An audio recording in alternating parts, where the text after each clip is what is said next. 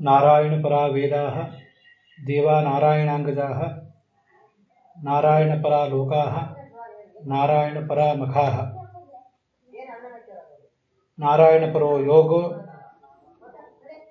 नारायणपरं तपः नारायणपरं ज्ञानं नारायणपरा गतिः। श्रीगुरुभ्यो नमः। सर्वमपि नारायणपरमेव अस्मिन् विद्यते जगति। अनारायणपरं न किञ्चिदपि विद्यते इति चतुर्मुखः ब्रह्मा नारदं बोधयामास।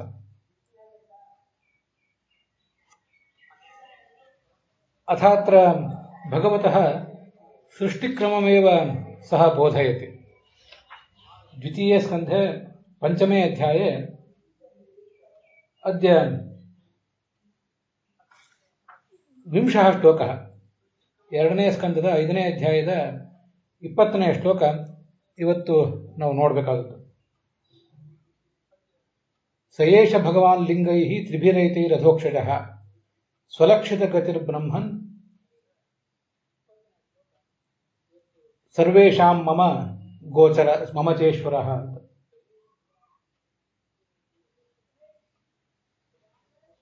ಈ ಹಿಂದಿನ ಶ್ಲೋಕದಲ್ಲಿ ಗುಣಗಳು ನಮ್ಮನ್ನು ಹೇಗೆ ಕಟ್ಟಿ ಹಾಕ್ತವೆ ಅಂತನ್ನೋದನ್ನ ವರ್ಣಿಸಿದ್ದಾರೆ. ಈಗಿನ ಶ್ಲೋಕದಲ್ಲಿ ಹೇಗೆ ಸಾಧಕ ಭಗವಂತನ ಅನುಗ್ರಹದಿಂದ ಸಂಸಾರದಿಂದ ಮುಕ್ತನಾಗ್ತಾನೆ ಅಂತನ್ನೋದನ್ನ ವರ್ಣನೆ ಮಾಡ್ತಾರೆ.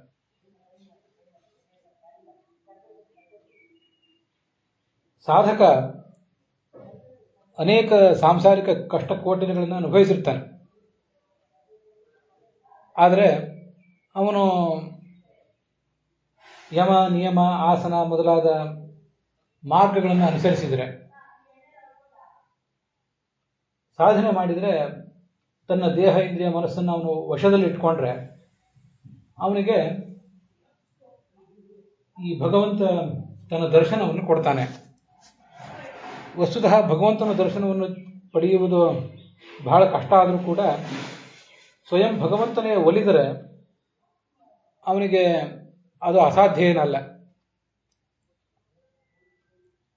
ಇಂಥ ಭಗವಂತ ಸರ್ವೇಷಾಂ ಮಮಚೇಶ್ವರಃ, ನನಗೂ ಈ ಜಗತ್ತಿಗೂ ಎಲ್ಲರಿಗೂ ಕೂಡ ಭಗವಂತ ಒಡೆಯನಾಗಿದ್ದಾನೆ ಅಂತ ಚತುರ್ಮುಖ ಬ್ರಹ್ಮ ಹೇಳ್ತಾ ಇದ್ದಾನೆ.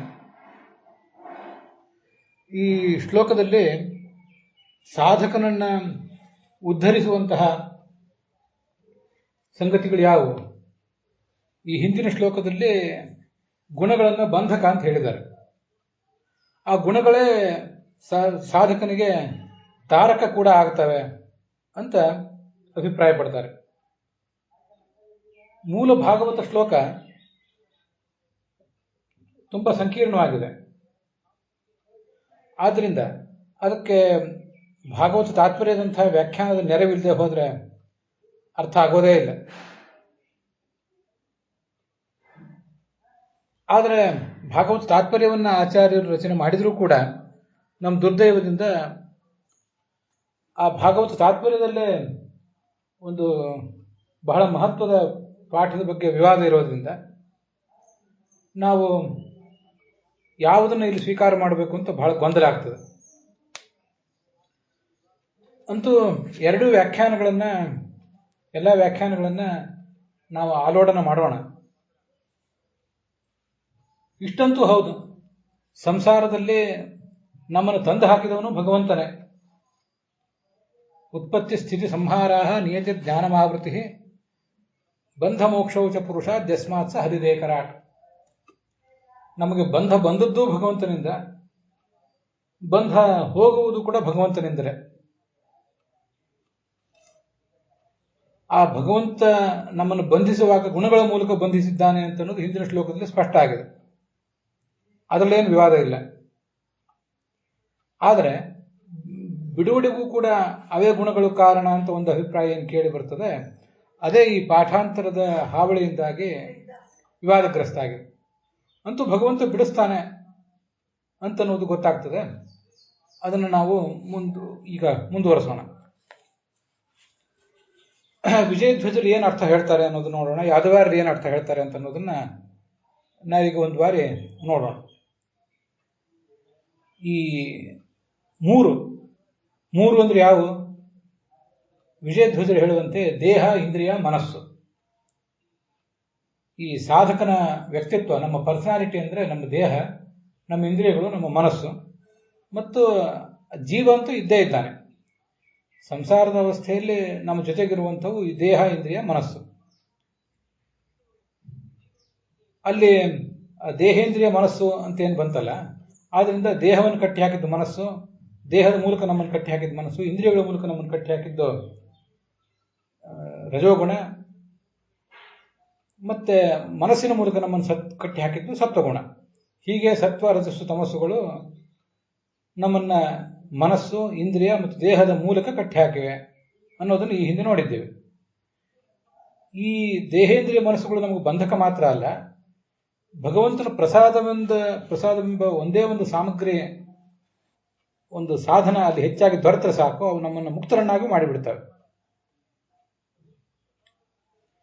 ಈ ಭಗವಂತ ಅಧೋಕ್ಷರ ಏನಿದ್ದಾನೆ, ಏತೈಹಿ ತ್ರಿಭಿಹಿ, ಶ್ಲೋಕದಲ್ಲಿ ಸಯೇಷ ಭಗವಾನ್ ಲಿಂಗೈಹಿ ತ್ರಿಭಿಹಿ ಏತೈಹಿ ಅಧೋಕ್ಷರ ಅಂತಿದೆ. 3 ಅಂತಿದೆ. ಆ 3 ಅಂದ್ರೆ ಯಾವುದು ಅಂತ ಅವನು ಹೇಳಲಿಲ್ಲ, ಭಾಗವತಕಾರರು ಹೇಳಲಿಲ್ಲ, ಚತುರ್ಮುಖ ಬ್ರಹ್ಮ ನಾರದನಿಗೆ ಹೇಳಲಿಲ್ಲ. ಆದ್ರಿಂದ ಸಮಸ್ಯೆ ಆಗಿತ್ತು. ಇರ್ಲಿ, ಅಂತೂ ಈ 3 ಅಂದ್ರೆ ದೇಹೇಂದ್ರಿಯ ಮನಸ್ಸುಗಳು, ವಿಜಯಧ್ವಜರು ಹೇಳುವಂತೆ. ಅವು ಲಿಂಗಗಳು ಆಗಿವೆ. ಜ್ಞಾನೋಪಾಯವನ್ನು ನಮಗೆ ಮಾಡಿಕೊಡ್ತವೆ. ದೇಹ ಇರುವುದರಿಂದಲೇ ನಾವು ಜ್ಞಾನವನ್ನು ಪಡಿಬೇಕಾಗಿದೆ. ಸರ್ವಾರ್ಥ ಸಂಭವೋ ದೇಹ ಅಂತ ಭಾಗವತ ನಮ್ಮ ದೇಹವನ್ನು ವರ್ಣನೆ ಮಾಡ್ತದೆ. ಧರ್ಮ, ಅರ್ಥ, ಕಾಮ, ಮೋಕ್ಷ ಎಂಬ 4 ಅರ್ಥಗಳಿಗೂ ಈ ದೇಹವೇ ಕಾರಣ. ಒಂದು ವೇಳೆ ನಮಗೆ ಈ ಲಿಂಗ ದೇಹ, ಅನಿರುದ್ಧ ದೇಹ, ಭೌತ ದೇಹ ಇಲ್ಲದೆ ಹೋಗಿದ್ರೆ ನಾವೇನು ಶ್ರವಣ ಮಾಡ್ತಿದ್ದೆವು, ಮನನ ಮಾಡ್ತಿದ್ದೆವು, ಧ್ಯಾನ ಮಾಡ್ತಿದ್ದೆವು? ಈಗ ನಾವು ಕೇಳ್ತಾ ಇರುವುದು ನಮ್ಮ ಈ ಭೌತವಾದ ದೇಹದ ಮೂಲಕನೇ. ಇದು ನಮಗೆ ಗೊತ್ತಿದೆ. ಶ್ರವಣ ಮಾಡುವುದು, ಮನನ ಮಾಡುವುದು, ಸಂಧ್ಯಾವಂದನ, ನಮಗೆ ಆಚಾರ, ಒಟ್ಟಾರೆ ಒಂದೊಂದು ಸಂಧ್ಯಾವಂದನೆಯೋ, ದೇವರ ಪೂಜೆಯೋ, ಅಶ್ವಮೇಧ ಯಜ್ಞವೋ ಅಂತ ಪ್ರತ್ಯೇಕವಾಗಿ ಹೇಳುವ ಅಗತ್ಯ ಏನಿಲ್ಲ. ಸಮಸ್ತವೂ ಕೂಡ ನಮ್ಮ ಆಚಾರ ವಿಚಾರ ಎಲ್ಲವೂ ಕೂಡ ನಮ್ಮ ಈ ದೇಹವನ್ನೇ ಹೊಂದಿಕೊಂಡಿದೆ. ದೇಹ, ಇಂದ್ರಿಯ ಮತ್ತು ಮನಸ್ಸನ್ನು ಹೊಂದಿಕೊಂಡಿದೆ. ವಿಚಾರಗಳು ಮನಸ್ಸಿನಲ್ಲಿ ಹುಟ್ಟುತ್ತವೆ, ಆಚಾರಗಳು ಈ ಕರ್ಮೇಂದ್ರಿಯಗಳ ಮೂಲಕ ಮತ್ತು ದೇಹೇಂದ್ರಿಯಗಳ ಮೂಲಕ ನಡೀತವೆ.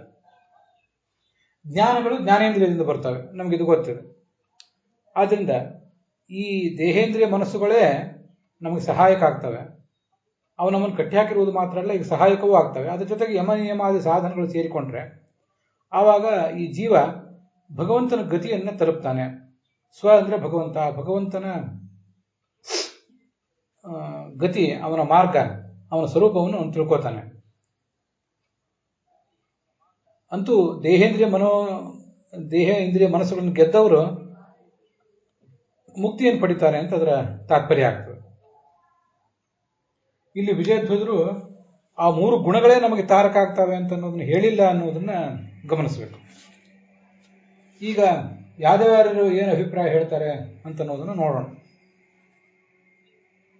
ನಾವು ನೋಡ್ತಿರುವ ಕನ್ನಡ ಅನುವಾದಗಳಲ್ಲೆಲ್ಲ ಪ್ರಾಯ ಯಾದವಾರ್ಯರ ಅನುವಾದವೇ ಇದೆ. ಆದ್ರಿಂದ ಆ ಅನುವಾದಗಳನ್ನು ಓದುವುದು ಬೇಡ ಅಂತ ನಾನು ಹೇಳ್ತಿಲ್ಲ. ಓದ್ತಾ ಇರುವಾಗ, ಕನ್ನಡ ಅನುವಾದಗಳನ್ನು ನೋಡ್ತಾ ಇರುವಾಗ ಅಲ್ಲಿರುವ ಅರ್ಥ ವಿಜಯಧ್ವಜರು ಮೊದಲಾದ ಹಿಂದಿನ ಎಲ್ಲಾ ವ್ಯಾಖ್ಯಾನಕಾರರಿಗೂ ಅದು ಸಮ್ಮತ ಅಂತ ಹೇಳುವಂತಿಲ್ಲ ಅನ್ನೋದನ್ನ ಸ್ವಲ್ಪ ಗಮನದಲ್ಲಿಟ್ಕೊಂಡ್ರೆ ಸಾಕಷ್ಟೆ. ಈ ಅನುವಾದಗಳಲ್ಲೇ ಹೀಗಿದೆಯಲ್ಲ, ಲಿಂಗೈಹಿ ಅಂತಿದೆ. ಅದೇನು? ಈ ಲಿಂಗ ಅಂದ್ರೆ ನಮಗೆ ಸಾಮಾನ್ಯವಾಗಿ ಗೊತ್ತಿರುವಂತೆ ಪರ್ವತಃ ವನ್ಯಮಾನ್ ಧೂಮ ಅಂತೇಳಿ, ಧೂಮ ಅನ್ನೋದೊಂದು ಲಿಂಗ, ಹೇತು ಅಂತ ಅರ್ಥ. ಆದ್ರೆ ಅದನ್ನು ಇಟ್ಕೊಳ್ಳೋದಲ್ಲ ಇಲ್ಲಿ. ಇಲ್ಲಿ ಲಿಂಗ ಅಂದ್ರೆ ಭಗವಂತನ ಜ್ಞಾನಕ್ಕೆ ಸಾಧಕ ಅಂತ ಅರ್ಥ. ಲಿಂಗ ಅಂದ್ರೆ ಜ್ಞಾಪಕ ಅಂತ ಅರ್ಥ. ಭಗವಂತನ ಜ್ಞಾನಕ್ಕೆ ಸಾಧನ ಅಂತ ಅದರ ಅರ್ಥ. ಇಲ್ಲಿ ಮೂಲ ಅರ್ಥ ಜ್ಞಾನಕ್ಕೆ ಸಾಧನ ಅಂತ, ಅದು ಇಲ್ಲಿ ಭಗವಂತನ ಜ್ಞಾನಕ್ಕೆ ಸಾಧನ ಅಂತ ಅಷ್ಟಾರ್ಥ ಗೊತ್ತಾಗ್ತದೆ. ಏತೈಹಿ ಅಂತ ಬಂತಲ್ಲ, ಶ್ಲೋಕದಲ್ಲಿ ಏತೈಹಿ ಅಂತಿದೆ. ಏತೈಹಿ ಅನ್ನೋದ್ರಿಂದ ಏನು ತಿಳ್ಕೊಳ್ಬೇಕು ಅಂತ ಪ್ರಶ್ನೆ ಬಂತು. ಏತೈಹಿ ಅನ್ನೋದ್ರಿಂದ ಏನು ತಿಳ್ಕೊಳ್ಬೇಕು ಅಂತ ಪ್ರಶ್ನೆ ಬಂದಾಗ ಹಿಂದೆ 3 ಗುಣಗಳ ಬಗ್ಗೆ ಬಂದಿರೋದ್ರಿಂದ ಅದನ್ನೇ ತಿಳ್ಕೊಳ್ಬೇಕು ಅಂತ ಪ್ರಶ್ನೆ ಆಗ್ತದೆ, ಅಂತ ಉತ್ತರ ಬರ್ತದೆ. ಬದ್ಧಂತಿ ನಿತ್ಯದ ಮುಕ್ತಂ ಮಾಯಿನಂ ಪುರುಷಂ ಗುಣಾಹ ಅಂತ ಹಿಂದೆ 19ನೇ ಶ್ಲೋಕದಲ್ಲಿ ಗುಣಗಳು ಬಂದಿವೆ. ಆದ್ದರಿಂದ ಏತೈಹಿ ಅಂದರೆ ಆ 3 ಗುಣಗಳು ಅಂತಲೇ ಸಹಜವಾಗಿ ಅರ್ಥ ಆಗ್ತದೆ.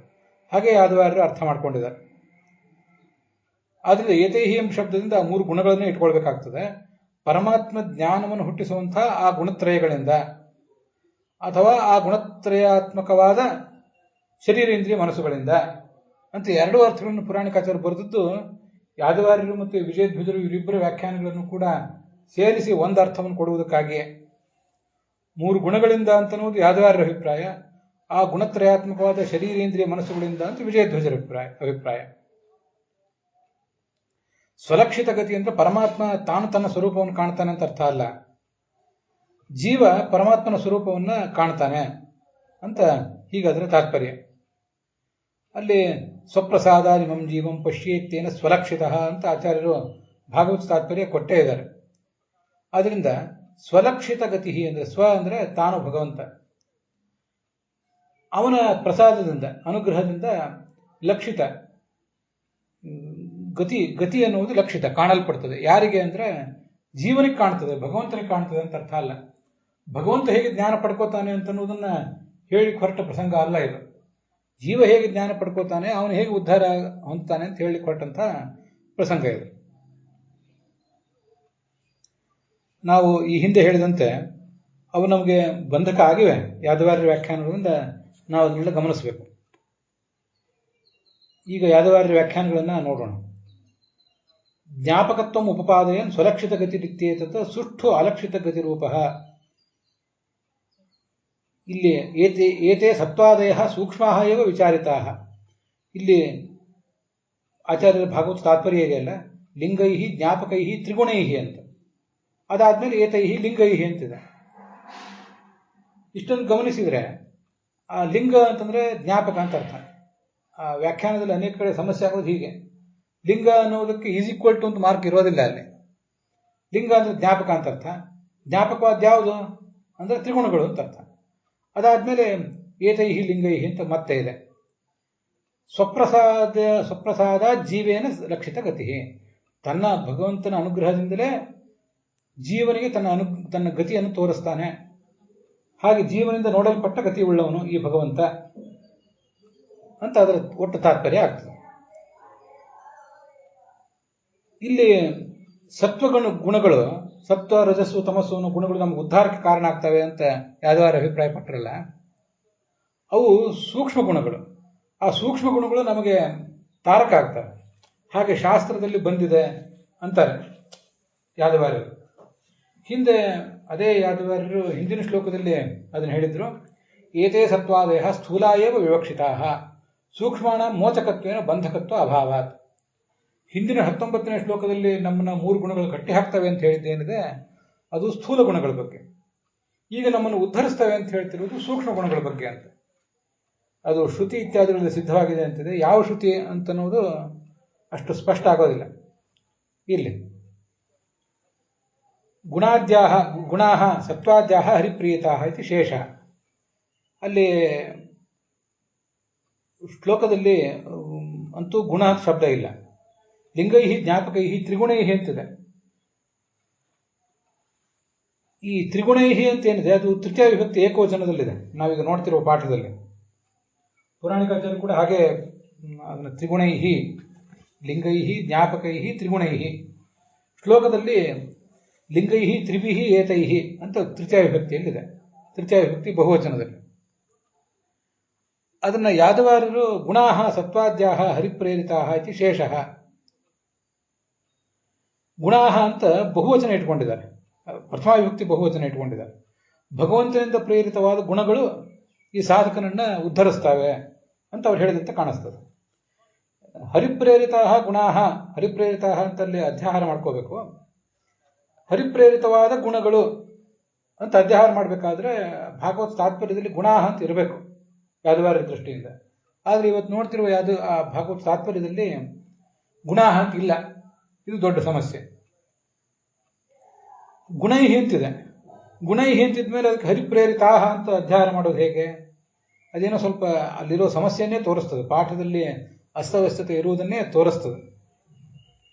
ಆದ್ರಿಂದ ಗೋವಿಂದಾಚಾರ್ಯರು ಲಿಂಗೈಹಿ ಜ್ಞಾಪಕೈಹಿ ತ್ರಿಗುಣೈಹಿ ಅನ್ನುವಂಥ ಈ ಪಾಠವೇ ಇಲ್ಲ, ಇರುವುದು ಏತೈಹಿ ಲಿಂಗೈಹಿ ಇಷ್ಟು ಮಾತ್ರ ಪಾಠ ಅಂತ ಅಭಿಪ್ರಾಯ ಪಟ್ಟಿದ್ದಾರೆ.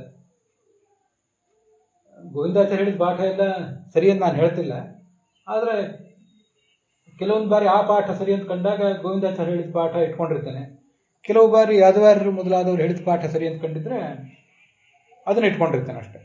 ಇಲ್ಲಂತೂ ಲಿಂಗೈಹಿ ಜ್ಞಾಪಕೈಹಿ ತ್ರಿಗುಣೈಹಿ ಅನ್ನುವುದು ಪ್ರಕ್ಷಿಪ್ತ ಅಂತ ಗೋವಿಂದಾಚಾರ್ಯ ಅಭಿಪ್ರಾಯ. ಪ್ರಾಚೀನ ಪಾಠಗಳಲ್ಲಿ ಹಾಗಿಲ್ಲ ಅಂತ. ಏತೈಹಿ ಲಿಂಗೈಹಿ ಸ್ವಪ್ರಸಾದ ಜೀವೇನ ಲಕ್ಷಿತಗತಿ ಅಂತಿದೆ. ಮುಂದೆ ಷಾಡ್ಗುಣ್ಯ ಅನ್ನೋ ಗ್ರಂಥದ ಶ್ಲೋಕ ಇದೆ. ಇದು ಗೋವಿಂದಾಚಾರ್ಯ ಅಭಿಪ್ರಾಯ. ಈ ಮೂರು ಗುಣಗಳು ನಮಗೆ ತಾರಕ ಆಗ್ತವೆ ಅನ್ನೋದು ವಿಜಯಧ್ವಜರ ವ್ಯಾಖ್ಯಾನದಲ್ಲೂ ಬಂದಿಲ್ಲ ಅನ್ನೋದನ್ನು ಗಮನಿಸಬೇಕು. ಕಾರ್ಯಕಾರಣ ಕರ್ತೃತ್ವ ಅದರಲ್ಲಿ ಹಿಂದಿನ ಶ್ಲೋಕದಲ್ಲಿ ಬಂದಿದೆ. ಈ ಸತ್ವಗುಣ ಅಂತ ಅನ್ನೋದು ಈ ಇಂದ್ರಿಯಗಳನ್ನು, ಜ್ಞಾನೇಂದ್ರಿಯಗಳನ್ನು ಆಶ್ರಯಿಸಿ ಅವನಿಗೆ ಆ ಸುಖ ಭೋಕ್ತೃತ್ವ ಮೊದಲಾದದನ್ನು ಕೊಡ್ತದೆ ಜೀವನಿಗೆ. ಅವನಿಗೆ ಅಭಿಮಾನ ಬರ್ತದೆ. ಜ್ಞಾನೇಂದ್ರಿಯ ಇಷ್ಟ ಮನಸ ಸತ್ವಂ ಬದ್ನಾತಿ ಪೂರುಷಂ ಅಂತ ಹಿಂದಿನ ಶ್ಲೋಕದಲ್ಲಿ ಬಂದಿದೆ. ಆದ್ದರಿಂದ ಸತ್ವಗುಣ ಅಂತ ಅನ್ನೋದು ಜ್ಞಾನೇಂದ್ರಿಯಗಳ ಮೂಲಕ ಮತ್ತು ಮನಸ್ಸಿನ ಮೂಲಕ ಜೀವನನ್ನು ಕಟ್ಟಿ ಹಾಕ್ತದೆ. ಅದನ್ನು ನೋಡಿದ್ದೇವೆ, ನೆನಪು ಮಾಡ್ಕೊಳ್ಬೇಕು. ರಜ ಗುಣ ಅಂತ ಅನ್ನೋದು ರಜಃ ಕರ್ಮೇಂದ್ರಿಯ ನಿತ್ಯಂ, ಕರ್ಮೇಂದ್ರಿಯಗಳ ಮೂಲಕ ಜೀವನವನ್ನು ಕಟ್ಟಿ ಹಾಕ್ತದೆ, ನಾನು ಮಾಡಿದೆ ಎಂಬ ಅಭಿಮಾನವನ್ನು ಹುಟ್ಟು ಹಾಕ್ತದೆ. ಮತ್ತು ಶರೀರೇಣ ತಮಸ್ತಥ ಅಂತ ಹಿಂದಿನ ಭಾಗವತ ತಾತ್ಪರ್ಯದಲ್ಲಿ ಬಂದಿದೆ. ತಮೋ ಗುಣವು ಕೂಡ ಶರೀರದ ವೇದನಾ, ಶಾರೀರ ವೇದನಾದಿಜನ್ಯ ದುಃಖ ಭೋಕ್ತೃತ್ವ ರೂಪೇ ತದ್ವಿಷಯತ್ವೇ ಬದ್ನಾತಿ. ನನ್ನದು ಈ ಶರೀರ, ನನಗೆ ನೋವಾಯಿತು ಇತ್ಯಾದಿ ಅಭಿಮಾನಗಳನ್ನು ಅವನಲ್ಲಿ ಹುಟ್ಟಿಸ್ತದೆ ಅಂತ ಇಷ್ಟು ವಿಷಯಗಳು ಬಂದಿವೆ ಹಿಂದೆ. ಅವು ಎಲ್ಲವೂ ಕೂಡ ಸ್ಥೂಲವಾದ ಗುಣಗಳು ಬಂಧಕ ಆಗಿವೆ. ಈಗ ಸೂಕ್ಷ್ಮ ಸತ್ವಾದಿ ಗುಣೈಹಿ ಲಿಂಗೈಹಿ, ಈ ಅವಯ ಸತ್ವಾದಿ ಗುಣಗಳು ಸ್ಥೂಲ ರೂಪದಿಂದ ಜೀವನಿಗೆ ಬಂಧಕ, ಸೂಕ್ಷ್ಮ ರೂಪದಿಂದ ಆತನಿಗೆ ತಾರಕ ಅಂತ ಅದರ ತಾತ್ಪರ್ಯ. ಸ್ವಜ್ಞಾಪಕೈಹಿ, ಭಗವಂತ ಮೂಲತಃ ಅಧೋಕ್ಷಜ, ಅವನು ಶ್ಲೋಕದಲ್ಲಿ ಅಧೋಕ್ಷಜ ಅಂತಿದೆ. ಅಧೋಕ್ಷಜ ಅಂದರೆ ಅಕ್ಷ ಅಂದರೆ ಇಂದ್ರಿಯಗಳು, ಅದರಿಂದ ಜ ಹುಟ್ಟುವ ಪ್ರತ್ಯಕ್ಷ ಏನಿದೆ ಅದನ್ನು ಅಧಃ ಕೆಳಗೆ ಮೆಟ್ಟಿ ನಿಂತವನು. ಪ್ರತ್ಯಕ್ಷ ಅನ್ನುವುದು ಆ ಭಗವಂತನನ್ನು ಕಾಣುವುದು ಸಾಧ್ಯ ಇಲ್ಲ, ನಮಗೆ ಪ್ರತ್ಯಕ್ಷದಿಂದ ಭಗವಂತನ ತೋರಿಸುವುದು ಸಾಧ್ಯ ಇಲ್ಲ. ನೇಂದ್ರಿಯಾಣಿ ನಾನುಮಾನಂ ವೇದಾಹ್ಯೇವೈನಂ ವೇದಯಂತೆ ತಸ್ಮಾದಾಹುರು ವೇದಾಯಿತಿ ಅಂತ ಒಂದು ವೇದವಾಕ್ಯವು ಕೂಡ ಸರ್ವಮೂಲದಲ್ಲಿ ಆಚಾರ್ಯ ಹೇಳಿದ್ದಾರೆ. ಯಾವ ಇಂದ್ರಿಯವೂ ಅನುಮಾನವೂ ಭಗವಂತನನ್ನು ತಿಳಿಸೋದಿಲ್ಲ ಅಂತ. ಆದ್ದರಿಂದ ಅವನು ಅಧೋಕ್ಷಜ, ಮೂಲತಃ ಅಧೋಕ್ಷಜ, ಇಂದ್ರಿಯಕ್ಕೆ ನೆಲಕದವನು. ಆದರೆ ಈಗ ನಾವೇನು ಮಾಡಬೇಕು? ಸಾಧಕರು ನಾವೀಗ ಭೌತ ದೇಹ, ಅನಿರುದ್ಧ ದೇಹ, ಲಿಂಗದೇಹ ಇಲ್ಲಿ ಬದ್ಧರೇ ಆಗಿದ್ದೀವಲ್ಲ. ಮುಂದೆ ನಮಗೆ ಸ್ವರೂಪಾಪರೋಕ್ಷ ಬರುವುದಕ್ಕಿಂತ ಮುಂಚೆ ಈ ಭೌತ ದೇಹದ ಮೂಲಕವೇ ನಾವು ಜ್ಞಾನ ಪಡಿಬೇಕಲ್ಲ. ಈ ಭೌತ ದೇಹ ನಮ್ಮನ್ನು ಬಂಧಕಾಗಿದೆ, ಅದನ್ನು ಇದನ್ನು ಬಿಟ್ಟು ಆಮೇಲೆ ಜ್ಞಾನ ಪಡಿತೀನಿ ಅಂದರೆ ಆ ಭೌತ ದೇಹ ಹೋಗು, ಜ್ಞಾನ ಬರದೆ ಭೌತ ದೇಹ ಹೋಗುವಂತಿಲ್ಲ, ಇನ್ನು ಭೌತ ದೇಹ ಹೋಗದೆ ಜ್ಞಾನ ಬರುವಂತಿಲ್ಲ. ಹೀಗೆ ಅನ್ಯೋನ್ಯಾಶ್ರಯ ದೋಷ ಬಂದ್ಬಿಡ್ತದೆ. ಅದಲ್ಲ, ಸಾಮಾನ್ಯ ಮನುಷ್ಯನನ್ನು ಕಟ್ಟಿ ಹಾಕ್ತದೆ ಈ ಗುಣಗಳು. ಆದರೆ ಭಗವಂತನ ಅನುಗ್ರಹದಿಂದ ಅವೇ ಗುಣಗಳು ಆತನನ್ನು ಎತ್ತಿ ಇಡ್ತವೆ ಅಂತ ತಾತ್ಪರ್ಯ. ಜೀವಮೋಚನಾಯ ಹರಿಣಾ ಪ್ರೇರಿತ ಸತ್ವಗುಣ, ಸೂಕ್ಷ್ಮ ಸತ್ವಗುಣ, ಭಗವಂತನನ್ನು ಪ್ರೇರಿಸಿ ನೀನು ಅವನನ್ನು ಉದ್ಧರಿಸುವಂಥ ಸತ್ವಗುಣವನ್ನು ಭಗವಂತ ಪ್ರೇರಿಸ್ತಾನೆ. ಆವಾಗ ಅದು ಈ ಜ್ಞಾನೇಂದ್ರಿಯ, 5 ಜ್ಞಾನೇಂದ್ರಿಯಗಳು ಮನಸ್ಸನ್ನು ಆಶ್ರಯಿಸಿ ಅವನಿಗೆ ಹರಿಯ ವಿಷಯವಾದ ಶ್ರವಣ, ಮನನ ಮತ್ತು ಧ್ಯಾನ ಇತ್ಯಾದಿಗಳನ್ನು ಮಾಡಲಿಕ್ಕೆ ಅವನಿಗೆ ಸಹಾಯಕ ಆಗ್ತದೆ. ಇದನ್ನೆಲ್ಲ ಭಗವದ್ಗೀತಾದಲ್ಲೂ ಕೂಡ ಬೇರೆ ಬೇರೆ ಕಡೆ ಹೇಳಿದ್ದಾರೆ. ತತ್ರ ಸತ್ವಂ ನಿರ್ಮಲತ್ವಾತ್ ಪ್ರಕಾಶಕ ಮನಾಮಯಂ ಸುಖ ಸಂಘೇನ ಭದ್ನಾತಿ ಜ್ಞಾನ ಸಂಘೇನ ಚಾನಘ. ಸತ್ವಗುಣ ಅಂತನ್ನೋದು ಜೀವನನ್ನ ಎಲ್ಲಿ ಕಟ್ಟಿ ಹಾಕ್ತದೆ? ಕಟ್ಟಿ ಹಾಕುವುದು ಹೌದು, ಎಲ್ಲಿ ಅಂದರೆ ಜ್ಞಾನ ಸಂಘೇನ, ಅವನಿಗೆ ಸುಖ ಕೊಡ್ತದೆ, ಹಾಗೆ ಜ್ಞಾನ ಕೊಡ್ತದೆ. ಜ್ಞಾನ ಅಂದರೆ ಲೌಕಿಕ ವಿಷಯಗಳ ಜ್ಞಾನವೂ ಈ ಸತ್ವಗುಣದಿಂದಲೇ ಬರಬೇಕು, ಮತ್ತು ಅಧ್ಯಾತ್ಮದ ಜ್ಞಾನವೂ ಕೂಡ ಸತ್ವಗುಣದಿಂದಲೇ ಬರಬೇಕಲ್ಲ. ನಾವು ಅದನ್ನು ಹಿಂದೆ ನೋಡಿದ್ದೇವೆ. ಮೊದಲು ದೃಢವಾದ ಪರೋಕ್ಷ ಜ್ಞಾನ, ಶಾಸ್ತ್ರಜನ್ಯವಾದ ಪರೋಕ್ಷ ಜ್ಞಾನ, ಇಂಡೈರೆಕ್ಟ್ ಪರ್ಸೆಪ್ಷನ್. ಅದಾದಮೇಲೆ ಮಾನಸ ಅಪರೋಕ್ಷ ಆಗಬೇಕು. ಇದಾದಮೇಲೆ ಸ್ವರೂಪ ಅಪರೋಕ್ಷ ಆಗಬೇಕು. ಸಾಧಕ ಮಾನಸಾಪರೋಕ್ಷವನ್ನು ಬಿಟ್ಟು ಬಿಡ್ತಾನೆ ಅಂತ ಬಂದಿದೆ. ಯಾಕೆಂದ್ರೆ ಮಾನಸಾಪರೋಕ್ಷವನ್ನು ಕೊಟ್ಟಿರುವಂಥ ಆ ಮನಸ್ಸೇನಿದೆ, ಆ ಮನಸ್ಸೇ ಭೌತವಾದದ್ದು. ಭೌತವಾದ ಮನಸ್ಸಿನಿಂದ ಹುಟ್ಟಿರುವ ಭೌತವಾದ ಅಪರೋಕ್ಷ ಜ್ಞಾನ ಅದು ಬೇಡ ಅಂತ ಬಿಟ್ಬಿಡ್ತಾನೆ ಅವನು. ಯಾಕೆಂದ್ರೆ ಇದನ್ನು ನಾವು ಈ ಮಕ್ಕಳು ಮೊದಲು ಕಾಗದ, ರಟ್ಟು ಇತ್ಯಾದಿಗಳಿಂದ ಮನೆ, ವಾಹನ ಇತ್ಯಾದಿಗಳನ್ನು ಕಟ್ಟಿ ಆಟ ಆಡ್ತಿರ್ತಾರೆ. ಅಥವಾ ಒಂದು ಪ್ಲಾಸ್ಟಿಕ್ನಿಂದ ತಯಾರು ಮಾಡಿದಂಥ ಯಾವುದೋ ಒಂದು ವಾಹನ ಇತ್ಯಾದಿಗಳು ಕೂತ್ಕೊಂಡು ಓಡಾಡ್ತಿರ್ತಾರೆ ಚಿಕ್ಕವರಿದ್ದಾಗ. ದೊಡ್ಡವರಾದ್ಮೇಲೆ ಆ ಪ್ಲಾಸ್ಟಿಕ್ ಮೊದಲಾದವುಗಳಿಂದ ದುರ್ಬಲವಾದ ಮೆಟೀರಿಯಲ್ನಿಂದ ತಯಾರಾದ ತಮ್ಮ ಆಟಿಕೆಗಳನ್ನು ಬಿಟ್ಟು ಗಟ್ಟಿಮುಟ್ಟಾದ ಮೆಟೀರಿಯಲ್ನನ್ನು ಅವರು ಅಪೇಕ್ಷೆ ಪಡ್ತಾರೆ. ಅದರಿಂದ ಹುಟ್ಟಿದಂಥ ವಾಹನ ಇತ್ಯಾದಿಗಳನ್ನು, ನಿರ್ಮಿಸಿದಂಥ ವಾಹನ ಇತ್ಯಾದಿಗಳನ್ನೇ ಅವರು ಅವಲಂಬಿಸ್ತಾರೆ. ಯಾಕೆಂದರೆ ಮೆಟೀರಿಯಲ್ ಬಹಳ ಮುಖ್ಯ. ವಸ್ತುವಿನ ತಾಳಿಕೆಗೆ ಮೆಟೀರಿಯಲ್ ಬಹಳ ಮುಖ್ಯ. ಮೆಟೀರಿಯಲ್ ಅಭದ್ರವಾಗಿದ್ದರೆ ಅದರಿಂದ ನಿರ್ಮಿಸಲ್ಪಟ್ಟಂಥ ವಸ್ತುವು ಕೂಡ ದೀರ್ಘಕಾಲ ಬಾಳಿಕೆಗೆ ಬರೋದಿಲ್ಲ. ನಮ್ಮ ಮನಸ್ಸು ಅಭದ್ರ ಆದ್ದರಿಂದ, ಭೌತವಾದ್ರಿಂದ, ಇದು ಒಂದಲ್ಲ ಒಂದು ದಿವಸ ಹೋಗಬೇಕಾದ್ರಿಂದ ಮನಸ್ಸಿನಿಂದ ಅಪರೋಕ್ಷ ಜ್ಞಾನ ಬಂದರೂ ಕೂಡ ಅದನ್ನು ಬಿಡಬೇಕಾಗ್ತದೆ ಒಂದು ಹಂತದಲ್ಲಿ. ಆದರೆ ಜೀವ ಸ್ವರೂಪ ಅಂತ ಅನ್ನೋದು ಅನಾದಿ ನಿತ್ಯ ಆದ್ದರಿಂದ ಅದರಿಂದಲೇ ಅಪರೋಕ್ಷ ಜ್ಞಾನ ಬಂದರೆ ಆ ಜೀವ ಸ್ವರೂಪ ಅಂತ ಅನ್ನೋದು ಎಲ್ಲಿಯೂ ಹೋಗುವುದೂ ಇಲ್ಲ, ಅನಾದಿ ಕಾಲಕ್ಕೂ ಅನಂತ ಕಾಲಕ್ಕೂ. ಅದರಿಂದ ಅಪರೋಕ್ಷ ಜ್ಞಾನವೂ ಹೋಗೋದಿಲ್ಲ. ಅಂತೂ ಮಾನಸಾಪರೋಕ್ಷ ಅನ್ನೋದು ಮೊದಲು ಮನಸ್ಸಿನಿಂದಲೇ ಬರಬೇಕು. ಅದೊಂದು ಹಂತ. ಆ ಹಂತವನ್ನೇ ಏರಿ ಹೋಗದೆ 1ನೇ 2ನೇ ಮೆಟ್ಟಿಲು ಏರದೇ ಇದ್ದವನು 50ನೇ 100ನೇ ಮೆಟ್ಟಿಲನ್ನು ಏರುವುದು ಯಾವಾಗ? ಅಂತೂ ಆ ಮನಸ್ಸು ಇತ್ಯಾದಿಗಳು ನಮಗೆ ಬೇಕು. ಅವುಗಳ ಮೂಲಕವೇ ಜ್ಞಾನ ಬರಬೇಕು. ಹೀಗೆ ಜ್ಞಾನವನ್ನು ಕೊಡ್ತವೆ ಅವೇ. ಮತ್ತೆ ಸೂಕ್ಷ್ಮ ಈ ರಜೋಗುಣ ಏನಿದೆ ಅದು ಕರ್ಮೇಂದ್ರಿಯಗಳನ್ನು ಅವಲಂಬಿಸಿ ಹರಿಪ್ರೀತ್ಯರ್ಥವಾಗಿ ಕರ್ಮಗಳನ್ನು ಮಾಡಿಸ್ತದೆ. ಇವೇ ವ್ಯತ್ಯಾಸ. ನಮಗೆ ಭಗವಂತನ ಅನುಗ್ರಹ ಇಲ್ಲದೆ ಹೋದರೆ ಇದೇ ಸತ್ವಗುಣ ನಮ್ಮನ್ನು ಲೌಕಿಕ ವಸ್ತುಗಳ ಜ್ಞಾನಕ್ಕಾಗಿ ಪ್ರೇರಿಸ್ತದೆ. ನಮ್ಮ ಜ್ಞಾನೇಂದ್ರಿಯಗಳು, ನಮ್ಮ ಮನಸ್ಸು ನಮ್ಮನ್ನು ಲೌಕಿಕ ವಿಷಯಗಳಲ್ಲಿ ತೊಡಗಿಸಿಬಿಡ್ತವೆ. ಭಗವಂತನ ಅನುಗ್ರಹ ಇದ್ದರೆ ಅವೇ ಜ್ಞಾನೇಂದ್ರಿಯ ಮನಸ್ಸುಗಳು ಶ್ರವಣ ಮನನ ಧ್ಯಾನಕ್ಕೆ ನಮ್ಮನ್ನು ತೊಡಗಿಸ್ತವೆ. ಸೂಕ್ಷ್ಮ ರಜೋಗುಣ ಅನ್ನೋದು ಭಗವಂತನ ಅನುಗ್ರಹ ರಹಿತವಾದರೆ ಲೌಕಿಕ ವ್ಯಾಪಾರಗಳನ್ನು ಮಾಡಿಸ್ತದೆ ಕರ್ಮೇಂದ್ರಿಯಗಳ ಮೂಲಕ. ಭಗವಂತನ ಅನುಗ್ರಹ ಇದ್ದರೆ ಅವೇ ಭಗವಂತನ ಪ್ರೀತ್ಯರ್ಥವಾಗಿ ಈ ಕರ್ಮಗಳನ್ನು ಮಾಡಿಸ್ತದೆ. ಅನೇಕ ರೀತಿಯಾದಂಥ ಕರ್ಮಗಳನ್ನೆಲ್ಲವನ್ನು ಮಾಡಿಸ್ತದೆ. ಅದಾದ್ಮೇಲೆ ಅಂತಃಕರಣ ಶುದ್ಧಿ ಆಗ್ತದೆ, ಭಗವಂತನ ಪ್ರೀತಿಗೆ ಕಾರಣ ಆಗ್ತದೆ. ಇದೆಲ್ಲ ಯಾದವಾರ ಬರೆದ ಮಾತುಗಳನ್ನು ಓದ್ತಾ ಇದ್ದೇನೆ.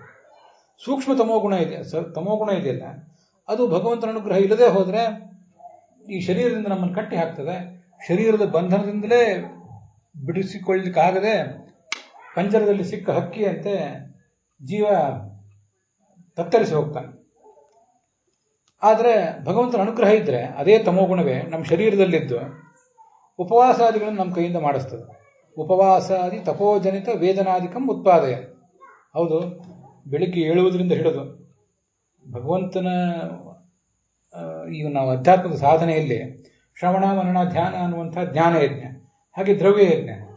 ಬೆಳಿಗ್ಗೆ ಏಳುವುದರಿಂದ ಹಿಡಿದು ನಮ್ದೆಲ್ಲ ಆಹ್ನಿಕ ಎಲ್ಲ ಆಗುವ ತನಕ ಏನೂ ಆಹಾರ ಸ್ವೀಕಾರ ಮಾಡಬಾರ್ದು ಅನ್ನುವಂಥ ನಿಯಮ, ಏಕಾದಶಿ ಕೃಷ್ಣಾಷ್ಟಮಿ ಮೊದಲಾದ ದಿವಸ ಉಪವಾಸ ಇರಬೇಕು ಅನ್ನುವ ನಿಯಮ, ಇಂಥ ಎಲ್ಲ ನಿಯಮಗಳು. ಮಡಿಯಿಂದಲೇ ಆಹಾರ ಸ್ವೀಕಾರ ಮಾಡಬೇಕು, ಅಶುದ್ಧನಾಗ ಆಹಾರ ಸ್ವೀಕಾರ ಮಾಡಬಾರ್ದು ಅನ್ನುವ ನಿಯಮ, ಸದಾ ಮಡಿಯಿಂದಲೇ ಇರಬೇಕು ಅನ್ನುವ ನಿಯಮ.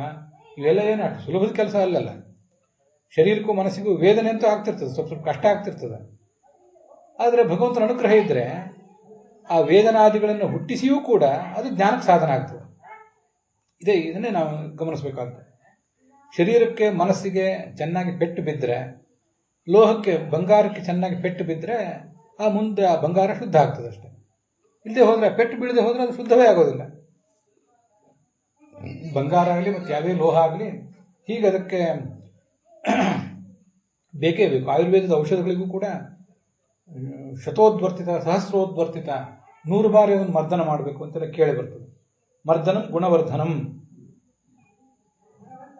ಹೀಗೆ ಕೇಳಿ ಬರ್ತದೆ. ಆದ್ರಿಂದ ಈ ವೇದನಾ ಇತ್ಯಾದಿಗಳು ಹುಟ್ಟುವುದೇನಿದೆಯಲ್ಲ ಅದು ಅವನಿಗೆ ಮುಂದೆ ಸುಖಕ್ಕೆ ಕಾರಣ ಆಗ್ತದೆ, ಭಗವಂತನ ಪ್ರೀತಿಗೆ ಕಾರಣ ಆಗ್ತದೆ. ಇದು ಎಲ್ಲ ಕ್ಷೇತ್ರದಲ್ಲೂ ಹಾಗೇನೆ, ಬರೀ ಅಧ್ಯಾತ್ಮ ಕ್ಷೇತ್ರದಲ್ಲಿ ಅಲ್ಲ. ಮನೆಯಲ್ಲೇ ಸುಖವಾಗಿ ಕೂತವನು ಏನೂ ಸಾಧನೆ ಮಾಡಲಿಕ್ಕಾಗೋದಿಲ್ಲ. ಮಿಲಿಟರಿಗೆ ಹೋಗ್ಬೇಕಂದ್ರೂ ಕೂಡ ತೀವ್ರವಾದಂಥ ತರಬೇತಿಯನ್ನೇ ಪಡ್ಕೋಬೇಕಾಗ್ತದೆ. ಮಿಲಿಟರಿಗೆ ಹೋಗುವುದು ಆ ಕಡೆ ಇರಲಿ, ಒಂದು ಲೌಕಿಕ ವ್ಯಾಪಾರ ಉದ್ಯೋಗ ಮಾಡಬೇಕು ಅಂದ್ರೂ ಶಾಲಾ ಕಾಲೇಜುಗಳಿಗೆ ಹೋಗಬೇಕು. ಅದೇನು ಚಿಕ್ಕ ವಯಸ್ಸಿನ ಮಗುವಿಗೆ ಮನೆ ಬಿಟ್ಟು ತಂದೆ ತಾಯಂದಿರನ್ನು ಬಿಟ್ಟು ಶಾಲಾ ಕಾಲೇಜಿಗೆ ಹೋಗುವುದು ಕೂಡ ಏನು ಸುಲಭದ ಕೆಲಸ ಆಗಿರೋದಿಲ್ಲ. ಏಕಾದಶಿ ಮಾಡುವುದು ಹೇಗೋ, ಕೆಲವು ನಿಯಮಗಳನ್ನು ಜೀವನದಲ್ಲಿ ನಿರ್ಬಂಧಗಳನ್ನು ಪಾಲಿಸುವುದು ಹೇಗೋ ಅದೆಷ್ಟು ಕಷ್ಟವೋ ಅಷ್ಟೇ ಕಷ್ಟ ಶಾಲೆಗೆ ಹೋಗುವುದಕ್ಕೂ ಅದಕ್ಕೆ ಆಗ್ತಿರ್ತದೆ. ನಮಗೆ ಗೊತ್ತಾಗೋದಿಲ್ಲ ಅಂತೇಳಿ ನಾವು ದಾಟಿ ಬಂದಿದ್ದೀವಿ ಅಷ್ಟೇ. ಈಗ ಅಂತೂ ಆ ವೇದನ ಅನ್ನೋದು ಭಗವಂತನ ವೇದನ ಆಗುವುದು ಹೌದು, ಆದರೆ ಅದು ವ್ಯಕ್ತಿಯ ಪಕ್ವತೆಯ ಕಾರಣ ಆಗಿ ಭಗವಂತನ ಪ್ರೀತಿಗೆ ಕಾರಣ ಆಗ್ತದೆ. ಹೀಗೆ ಭಗವಂತನೇ ಬಂಧಕ, ಅವನೇ ಮೋಚಕನೂ ಹೌದು.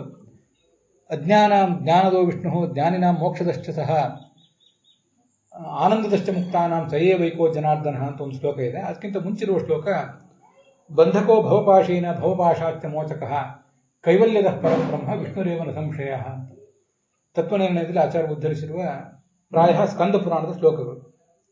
ಭವಪಾಶೇನ ಬಂಧಕ ಭವಪಾಶೇನ, ಭವಪಾಶದಿಂದ ನಮ್ಮನ್ನು ಕಟ್ಟಿ ಹಾಕುವವನು. ಭವಪಾಶಾಚ್ಚ ಮೋಚಕ, ಆ ಭವಪಾಶದಿಂದ ನಮ್ಮನ್ನು ಬಿಡಿಸುವವನು ಅವನೇ ಹೌದು, ಮತ್ತೆ ಮೋಕ್ಷ ಕೊಡುವವನು ಅವನೇ ಹೌದು. ಅಜ್ಞಾನಿಗಳಿಗೆ ಜ್ಞಾನ ಕೊಡುವವನು ಅವನು ಹೌದು, ಜ್ಞಾನಿಗಳಿಗೆ ಮೋಕ್ಷ ಕೊಡುವವನು ಅವನು ಹೌದು. ಆನಂದದಷ್ಟೇ ಮುಕ್ತಾನ, ಮುಕ್ತಿಗೆ ಹೋದ ಮೇಲೆ ಇನ್ನು ಭಗವಂತನ ಹಂಗೇನು ಅನ್ನುವಂತಿಲ್ಲ. ಮುಕ್ತಿಗೆ ಹೋದ ಮೇಲೂ ಕೂಡ ಆನಂದ ದೊರೆಯಬೇಕಾದದ್ದು ಅವನಿಂದ. ಹೀಗೆ ಅವನೇ ಬಂಧಕ, ಅವನೇ ಮೋಚಕ. ಆದ್ದರಿಂದ ಎಲ್ಲ ಜೀವರಿಗೂ ಅವನು ಜೀವರಿಂದ ಅವನು ಭಿನ್ನ, ಅವರ ಈಶ್ವರನು ಕೂಡ ಆಗಿದ್ದಾನೆ ಅಂತಿಷ್ಟು ಯಾದವಾರ್ಯರು ಅದಕ್ಕೆ ಅರ್ಥ ಬರೆದಿದ್ದಾರೆ. ಇಲ್ಲಿ ನಾವು ಗಮನಿಸಬೇಕಾದದ್ದು ಬೇರೆ ವ್ಯಾಖ್ಯಾನಕಾರರು ಏನು ಹೇಳಿದ್ದಾರೆ ಅಂತನೂ ಗಮನಿಸಬೇಕು. ಹಾಗೆ ಆ ಪಾಠಾಂತರದ ಬಗ್ಗೆನೂ ಕೂಡ ಗಮನಿಸಬೇಕು. ಏಭಿಹಿ ಲಿಂಗೈಹಿ ಗುಣೈಹಿ ಅಂತಲೇ ಶ್ರೀಧರರು ಕೂಡ ವ್ಯಾಖ್ಯಾನ ಮಾಡಿದ್ದಾರೆ. ಜೀವಾನಾಂ ಆವರಕೈಹಿ ಉಪಾಧಿವಿಹಿ, ಜೀವರನ್ನು ಆವರಿಸಿರುವಂತಹ ಗುಣಗಳಿವು. ಆದ್ದರಿಂದ ಸುಷ್ಠು ಅಲಕ್ಷಿತಾಗತಿ ತತ್ವಂ ಯಶಸಃ, ಅದು ಎರಡೂ ಅರ್ಥಗಳನ್ನು ಶ್ರೀಧರರು ಬರೆದಿದ್ದಾರೆ. ಅದು ಸಮಸ್ಯೆ. ಈ ಮೂರು ಗುಣಗಳು ಜೀವನಿಗೆ ಆವರಕ ಆಗಿರೋದ್ರಿಂದ ಭಗವಂತನ ಗತಿಯನ್ನ ಅವರಿಗೆ ಕಾಣ್ಲಿಕ್ಕಾಗ್ತಿಲ್ಲ. ಸು ಅಲಕ್ಷಿತಾಗತಿ ಅಂತ ಬರೀತಾರೆ ನೋಡಿ. ನಾವು ಸ್ವಲಕ್ಷಿತ ಗತಿ ಅಂದ್ರೆ ಸ್ವ ಅಂದ್ರೆ ಭಗವಂತ ಅಂತ ಅರ್ಥ ಇಟ್ಕೊಂಡ್ವಿ, ಲಕ್ಷಿತ ಅಂದ್ರೆ ಕಾಣಲ್ಪಟ್ಟದ್ದು ಅಂತ ಅರ್ಥ ಇಟ್ಕೊಂಡ್ವಿ. ಆದ್ರೆ ಗುಣಗಳು ಆವರಕವಾಗಿರುವುದರಿಂದ ಅಲಕ್ಷಿತ, ಭಗವಂತನನ್ನು ನೋಡ್ಲಿಕ್ಕೆ ಆಗ್ತಿಲ್ಲ ನಮಗೆ, ಭಗವಂತ ನಮ್ಮಿಂದ ದೃಷ್ಟನಾಗಲಿಲ್ಲ ಅಂತ ಅರ್ಥ ಬರೀತಾರೆ ಶ್ರೀಧರರು. ಚೆನ್ನಾಗೇ ಇದೆ. ಅದಾದ್ಮೇಲೆ ಸ್ವೈಹಿ ಭಕ್ತೈರೇವ ಲಕ್ಷಿತಾ ಗತಿ ತತ್ವಂ ಯಸ್ಯೇತಿವ, ಈ ಅರ್ಥವೂ ಚೆನ್ನಾಗಿದೆ. ಆದರೂ ಆಚಾರ್ಯ ಭಾಗವತ ತಾತ್ಪರ್ಯ ಹೇಳಿದ್ದು ಎಕ್ಸ್ಟ್ರಾ ಅರ್ಥ, ಬೋನಸ್ ಅರ್ಥ ಅಷ್ಟೇ. ಅದು ಸ್ವೈಹಿ ಅಂದ್ರೆ ಇದು ನೋಡಿ, ಮೊದಲು ಅಲಕ್ಷಿತಾಗತಿ, ಭಗವಂತನ ಗತಿಯನ್ನು ನಮಗೆ ಕಾಣಲಾಗಲಿಲ್ಲ ಅಂತ ಅರ್ಥ. ಈಗ ಭಕ್ತರಿಂದ ಮಾತ್ರ ಕಾಣಲಾಗುವ ಗತಿ ಉಳ್ಳವನು, ತತ್ವ ಉಳ್ಳವನು ಅಂತ ಅರ್ಥ. ಸ್ವ ಅಂದ್ರೆ ಇಲ್ಲಿ ಭಕ್ತರು ಅಂತ ಅರ್ಥ ಬರೀತಾರೆ ಅವರು. ಅದು ಚೆನ್ನಾಗಿದೆ. ನಮ್ಮ ಸಿದ್ಧಾಂತಕ್ಕೆ ವಿರೋಧಿ ಅರ್ಥ ಏನಲ್ಲ. ಈ ವೀರರಾಘವರು ಅದಕ್ಕೇನು ಅರ್ಥ ಬರೀತಾರೆ, ಅದೇ ಲಿಂಗ ಅಂದ್ರೆ ಸತ್ವಾದಿ ಗುಣಗಳು ಅಂತಾನೆ ಅರ್ಥ ಬರೀತಾರೆ. ಯಾಕಂದ್ರೆ ಹಿಂದೆ ಬಂದದ್ದು ಅದೇ ಆಗಿದೆ. ಸ್ವಲಕ್ಷಿತ ಗತಿ, ಸ್ವಲಕ್ಷಿತ ಸ್ವಚ್ಛಂದ ಗತಿ, ಸ್ವಚ್ಛಂದವಾದ ಗಮನ ಈ ಭಗವಂತಂದು. ಆ ಭಗವಂತ ಎಲ್ಲಿ ಯಾವಾಗ ಹೋಗ್ತಾನೆ ಅಂತ ಅನ್ನೋದು ಯಾರಿಗೂ ಕೂಡ ಗೊತ್ತಾಗೋದಿಲ್ಲ. ಸಯೇವ ಏವಂ ವಿಧ ಐಶ್ವರ್ಯ ಸಂಪನ್ನ ಭಗವಾನ್, ಅಂಥ ಐಶ್ವರ್ಯ ಸಂಪನ್ನನಾದ ಭಗವಂತ ನನಗೆ ನಿನಗೆ ಎಲ್ರಿಗೂ ಕೂಡ ತಾರಕನಾಗಿದ್ದಾನೆ ಅಂತ ಅರ್ಥ.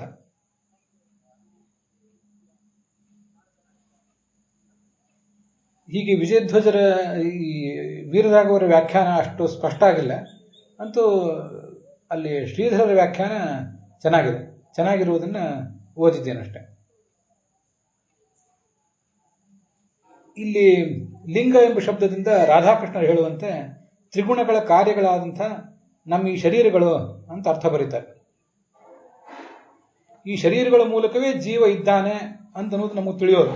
ನೀವು ನನ್ನ ಎದುರಿಗೆ ಬಂದು ನಿಂತರೆ, ನಾನು ನಿಮ್ಮ ಎದುರಿಗೆ ಬಂದು ನಿಂತರೆ, ನನ್ನ ಜೀವ ನಿಮ್ಗೇನು ಕಾಣಿಸೋದಿಲ್ಲ, ನಿಮ್ಮ ಜೀವ ನಮಗೇನು ಕಾಣಿಸೋದಿಲ್ಲ. ಆದರೆ ಕಾಣಿಸುವುದು ಶರೀರವೇ. ಆ ಜೀವ ಏತತ್ ಶರೀರಭೂತ ಗುಣೈ ಅಸಂಗ, ಆ ಮೂರು ಗುಣಗಳ ಸಂಘವಿಲ್ಲದವನು ಭಗವಂತ, ಭಗವಂತನಿಂದ ಅಭಿನ್ನನಾದವನು ಈ ಜೀವ. ಮಾಯಾವಶನಾದ ಜೀವ ಅವನು ಆ ಮಾಯೆಯನ್ನ ತನ್ನ ಕೈಗೆ ತಗೊಂಡ್ರೆ, ಮಾಯೆಯೇ ಅವನನ್ನ ಕಂಟ್ರೋಲ್ ಮಾಡಿದರೆ ಅವನು ಜೀವನಾಗಿದ್ದಾನೆ. ಮಾಯೆಯನ್ನು ಇವನೇ ಹತೋಟಿ ತಗೊಂಡ್ರೆ ಅವನೇ ಭಗವಾನತಿ ವೆಜ್ಜತೆ, ತಾನೇ ಭಗವಂತ ಅಂತ ಅನ್ನೋದನ್ನು ಅವನು ತಿಳ್ಕೊತಾನೆ. ಇದು ನಮಗೆ ಅಲ್ಲಿ ಶ್ರೀಧರ ಇದು ರಾಧಾಕೃಷ್ಣರು ಮಾಡಿ ತೋರಿಸುವಂಥ ಅರ್ಥ. ಈ ಮೂರರ ಅರ್ಥದಲ್ಲಿ ಶ್ರೀಧರರ ಅರ್ಥ ಚೆನ್ನಾಗಿದೆ, ಸಿದ್ಧಾಂತಕ್ಕೆ ವಿರೋಧಿಯೂ ಏನಲ್ಲ ಅದು. ಆದರೆ ಆಚಾರ್ಯ ಹೇಳಿದ್ದು ಒಂದು ಷಾಡ್ಗುಣ್ಯ ಅನ್ನೋ ಗ್ರಂಥಕ್ಕೆ ಅನುಗುಣವಾದ ಅರ್ಥ ಅದು. ಈ ಭಾಗವತ ತಾತ್ಪರ್ಯ ತಂತ್ರ ಭಾಗವತ ತಂತ್ರ ಮತ್ತು ತಂತ್ರ ಭಾಗವತ ಮೊದಲಾದವುಗಳು ಕೀ ಇದ್ದಂತೆ. ಆದ್ದರಿಂದ ಅವುಗಳಿಗೆ ಅನುಸಾರವಾಗಿ ಅರ್ಥ ಹೇಳಬೇಕಾಗ್ತದೆ. ಆದ್ದರಿಂದ ಷಾಡ್ಗುಣ್ಯ ಅನ್ನೋ ಗ್ರಂಥದಲ್ಲಿ ಸ್ವ ಅಂದರೆ ಭಗವಂತ ಅನ್ನೋ ಅರ್ಥವನ್ನು ಇರೋದನ್ನು ತಗೊಂಡಿದ್ದಾರೆ. ಭಾಗವತಕ್ಕೆ ಅನೇಕ ಅರ್ಥಗಳಿರೋದ್ರಿಂದ ಆ ಅರ್ಥಗಳೆಲ್ಲ ಸಂಭಾವಿತವೆ, ಏನು ತಪ್ಪಲ್ಲ. ಇನ್ನು ಗೋವಿಂದಾಚಾರ್ಯ ಹೇಳ್ತಾರೆ, ಲಿಂಗೈ ಜ್ಞಾಪಕೈ ತ್ರಿಗುಣೈ ಇತಿ ಯತ್ ಅಧಿಕಂ ಪಠ್ಯತೆ ತತ್ ಪ್ರಕ್ಷಿಪ್ತಮೇವ. ಅದು ಪ್ರಕ್ಷಿಪ್ತ ಪಾಠ ಬೇಕಾಗಿಲ್ಲ. ಅನೇಕ ಪ್ರಾಚೀನ ಗ್ರಂಥಗಳನ್ನು ನೋಡಿದರೆ ಅದೆಲ್ಲೂ ಕಾಣಿಸೋದಿಲ್ಲ. ಇಲ್ಲಿ ತ್ರಿಭಿಹಿ ಅಂತಂದ್ರೆ 3 ಗುಣಗಳು ಅಂತ ಅರ್ಥವೂ ಅಲ್ಲ. ಇದನ್ನೇ ನಾವು ನೋಡ್ಬೇಕಾಗ್ತದೆ. ಪ್ರಾಚೀನ ಟೀಕಾದಲ್ಲಿ ತ್ರಿಭಿಹಿ ಅಂದ್ರೆ 3 ಅಂದ್ರೆ ಯಾವುದು? ದೇಹ, ಇಂದ್ರಿಯ, ಮನಸ್ಸು ಅಂತ ಅರ್ಥ. ಹೀಗೆ ಅವರ ಅರ್ಥ ಬರೆದಿದ್ದಾರೆ. ಮತ್ತೆ ಅನಂತ ತೀರ್ಥರು ಲಿಂಗೈಹಿ ಗಮಕೈಹಿ ಏತೈಹಿ ತ್ರಿಭಿಹಿ ಅಂದ್ರೆ ದೇಹೇಂದ್ರಿಯ ಮನಸ್ಸುಗಳಿಂದ, ಈ ದೇಹೇಂದ್ರಿಯ ಮನಸ್ಸುಗಳೇ ನಮಗೆ ಜ್ಞಾನೋಪಾಯ ಆಗಿವೆ ಅನ್ನೋ ಅರ್ಥವನ್ನು ಬರೆದಿದ್ದಾರೆ ಅನಂತ ತೀರ್ಥರು. ವಿಜಯಧ್ವಜದ ವ್ಯಾಖ್ಯಾನದಲ್ಲೂ ಕೂಡ ಗುಣ ಅನ್ನೋದ್ರ ಬಗ್ಗೆ ಬಂದೇ ಇಲ್ಲ ಅನ್ನೋದನ್ನು ನಾವೀಗಾಗಲೇ ಸ್ಪಷ್ಟವಾಗಿ ನೋಡಿದ್ದೇವೆ. ಆದ್ದರಿಂದ ಏತೈಹಿ ಲಿಂಗೈ, ಈಗ ಮೂಲ ಭಾಗವತ ತಾತ್ಪರ್ಯದಲ್ಲಿ ಲಿಂಗೈಹಿ ಜ್ಞಾಪಕೈಹಿ ಗುಣೈಹಿ ಅಂತಿದೆ. ಆ ಭಾಗವತ ವಾಕ್ಯದ ರಚನಾ, ಭಾಗವತ ತಾತ್ಪರ್ಯದ ವಾಕ್ಯ ರಚನಾ ನೋಡಿದ್ರೆ ಅಲ್ಲಿರುವ ಗೊಂದಲ ಗೊತ್ತಾಗ್ತದೆ. ಲಿಂಗೈಹಿ ಅಂತ ಮೊದಲಿದೆ, ಆ ಲಿಂಗೈಹಿ ಅಂತ ಅನ್ನೋದಕ್ಕೆ ಜ್ಞಾಪಕೈಹಿ ಅಂತ ಅರ್ಥ ಬರೆದಿದ್ದಾರೆ, ಒಪ್ಪೋಣ. ಅದಾದ್ಮೇಲೆ ಮುಂದೆ ತ್ರಿಗುಣೈಹಿ ಅಂತ ಅನ್ನೋದನ್ನ ಅಧ್ಯಾಹಾರ ಮಾಡ್ಕೋಬೇಕು. ಯಾಕಂದ್ರೆ ತ್ರಿಭಿಹಿ ಅಂತಿದೆ ಅಲ್ಲಿ ಮೂಲದಲ್ಲಿ 3 ಅಂತಿದೆ. ಮೂರು ಅಂದ್ರೆ ಯಾವುದು? ಗುಣಗಳು ಅಂತ ಅರ್ಥ. ಅದನ್ನು ತಿಳ್ಕೋಬಹುದು. ಹೀಗೆ ಲಿಂಗೈಹಿ ಜ್ಞಾಪಕೈಹಿ ತ್ರಿಗುಣೈಹಿ ಇಷ್ಟಕ್ಕೆ ಗೊತ್ತಾಯ್ತು. ಲಿಂಗೈಹಿ ಈಸ್ ಈಕ್ವಲ್ ಟು ಜ್ಞಾಪಕೈಹಿ, ತ್ರಿ ಈಸ್ ಈಕ್ವಲ್ ಟು ತ್ರಿಗುಣೈಹಿ. ಇನ್ನು ಮುಂದೆ ಮತ್ತೆ ಏತೈಹಿ ಲಿಂಗೈಹಿ ಅಂತ ಬಂತಲ್ಲ, ಅದ್ಯಾಕೆ ಬಂತು? ಅದಕ್ಕೇನರ್ಥ? ಅದು ಹೊಂದಾಣಿಕೆ ಆಗುವಂಥ ವಿಷಯ ಅಲ್ವಲ್ಲ. ಏತೈಹಿ ಲಿಂಗೈಹಿ ಜ್ಞಾಪಕೈಹಿ ತ್ರಿಗುಣೈಹಿ ಇಷ್ಟೇ ಆಗಿದ್ರೆ ಆಗ್ತಿತ್ತು. ಲಿಂಗೈಹಿ ಅಂತ ಡಬಲ್ ವಾಕ್ಯಗಳು ಯಾಕೆ ಬಂದವು ಭಾಗವತ ತಾತ್ಪರ್ಯದಲ್ಲಿ? ಆದ್ರಿಂದ ಭಾಗವತ ತಾತ್ಪರ್ಯ ಇವತ್ತು ನಮ್ಗೆ ನಾವು ನೋಡ್ತಿರೋದ್ರಲ್ಲಿ ಸ್ಪಷ್ಟವಾದ ರೂಪದಲ್ಲಿ ಇಲ್ಲ ಅನ್ನೋದು ಗೊತ್ತಾಗ್ತದೆ. ಮತ್ತೆ ಲಿಂಗೈಹಿ ಜ್ಞಾಪಕೈಹಿ ತ್ರಿಗುಣೈಹಿ ಅಂತ ತೃತೀಯಾವಿಭಕ್ತಿ ಬಹುವಚನ ಇದೆ ಭಾಗವತ ತಾತ್ಪರ್ಯದಲ್ಲಿ. ಯಾವ್ಯಾವ ವ್ಯಾಖ್ಯಾನದಲ್ಲಿ ಗುಣಾಹ ಸತ್ವಾದ್ಯಾಹ ಹರಿಪ್ರೇರಿತ ಇತಿ ಶೇಷ ಅಂತ ಪ್ರಥಮ ವಿಭಕ್ತಿ ಬಹುವಚನ ಇದೆ. ಅವೆರಡಕ್ಕೂ ಹೊಂದಾಣಿಕೆ ಆಗೋದಿಲ್ಲ, ಅಲ್ಲಿ ಏನೋ ಸಮಸ್ಯೆ ಇದೆ ಅಂತ ಇಷ್ಟು ನಮಗೆ ತಿಳಿದು ಬರ್ತದೆ. ಅದು ಏನೇ ಆಗಲಿ, ಭಗವಂತ ನಮ್ಮನ್ನು ಬಂಧಿಸಿದ್ದಾನೆ, ಅವನು ನಮ್ಮನ್ನು ಬಿಡುಗಡೆಗೊಳಿಸ್ತಾನೆ ಅಂತ ಅನ್ನೋದು ಸರ್ವವಿದಿತ ಮತ್ತೆ ವಿವಾದಾತೀತ ಕೂಡ. ಗುಣಗಳು ನಮ್ಮ ಬಿಡುಗಡೆಯಲ್ಲಿ ಪಾತ್ರ ವಹಿಸ್ತಾವೋ ಇಲ್ವೋ ಅಂತನ್ನೋದೊಂದನ್ನು ನಾವು ತಿಳ್ಕೊಳ್ಬೇಕಾಗ್ತದೆ. ಈ ಸತ್ವಾತ್ ಸಂಜಾಯತೆ ಜ್ಞಾನಂ, ಸತ್ವ ರಜಸ್ಸು ತಮಸ್ಸು ಈ 3 ಗುಣಗಳು ನಮ್ಮ ಬಿಡುಗಡೆಯಲ್ಲಿ ಯಾವ ಕಾರಣಕ್ಕೂ ಕೂಡ ಪಾತ್ರ ವಹಿಸುವುದೇ ಇಲ್ಲ ಅಂತನ್ನುವಂತಿಲ್ಲ. ಭಾಗವತ ತಾತ್ಪರ್ಯದಲ್ಲಿ ಇಲ್ಲಿ ಗುಣಗಳ ಬಗ್ಗೆ ಹೇಳಿದ್ದಾರಾ, ಭಾಗವತದಲ್ಲಿ ಇಲ್ಲಿ ಗುಣಗಳ ಬಗ್ಗೆ ಹೇಳಿದ್ದಾರಾ ಇಲ್ವಾ, ಯಾವ ಪಾಠ ಸರಿ ಅಂತನ್ನುವ ಪ್ರಶ್ನೆ ಅದು ಇರಲಿ, ಅದ್ರ ಬಗ್ಗೆ ವಿದ್ವಾಂಸರು ಚರ್ಚೆ ಮಾಡಬೇಕು. ಗುಣಗಳು ಜೀವನ ಬಂಧನದಲ್ಲಿ ಕಾರಣ ಆಗಿವೆ, ಅವು ಬಿಡುಗಡೆಗೆ ಕಾರಣ ಆಗ್ತಾವೋ ಇಲ್ವೋ ಅಂತನ್ನೋದು ನೋಡಬೇಕು. ಬಂಧನಕ್ಕೆ ಕಾರಣ ಆಗ್ತವೆ ಅನ್ನೋದು ಹಿಂದಿನ ಶ್ಲೋಕದಲ್ಲಿ ಬಂದಿದೆ, ಅದ್ರ ಬಗ್ಗೆ ಯಾರಿಗೂ ವಿವಾದ ಬರಲಿಲ್ಲ. ಸತ್ವಂ ರಜಸ್ತಮ ಇತಿ ಗುಣಾ ಪ್ರಕೃತಿ ಸಂಭವಾ ನಿಬದ್ಧಂತಿ ಮಹಾಬಾಹೋ ದೇಹೇ ದೇಹಿನ ಅವ್ಯಯಂ, ದೇಹನ ಕಟ್ಟಿ ಹಾಕಿದ್ದಾವೆ ಅಂತ ಅದು ಬಂದಿದೆ. ಆದರೆ ಸತ್ವ ರಜಸ್ತಮೋ ಗುಣಗಳು ಅವು ತಾರಕ, ಅವನನ್ನ ಸಂಸಾರದಿಂದ ಬಿಡುಗಡೆಗೊಳಿಸ್ತಾವ, ಅದನ್ನ ವಿಚಾರ ಮಾಡಬೇಕಷ್ಟೆ. ಭಗವದ್ಗೀತೆಯಲ್ಲಿ ಅಲ್ಲಲ್ಲಿ ಸತ್ವ ಸಂಜಾಯತೆ ಜ್ಞಾನಂ, ಸತ್ವದಿಂದ ಜ್ಞಾನ ಬರ್ತದೆ ಅಂತಿದೆ. ಮತ್ತೆ ರಜೋಗುಣದಿಂದ ಲೋಭ ಬರ್ತದೆ, ತಮೋ ಗುಣದಿಂದ ತಮಸ್ಸು ಮೊದಲಾದದ್ದು ಬರ್ತದೆ ಅಂತ ಹೀಗೆಲ್ಲ ಬರೆದಿದ್ದಾರೆ.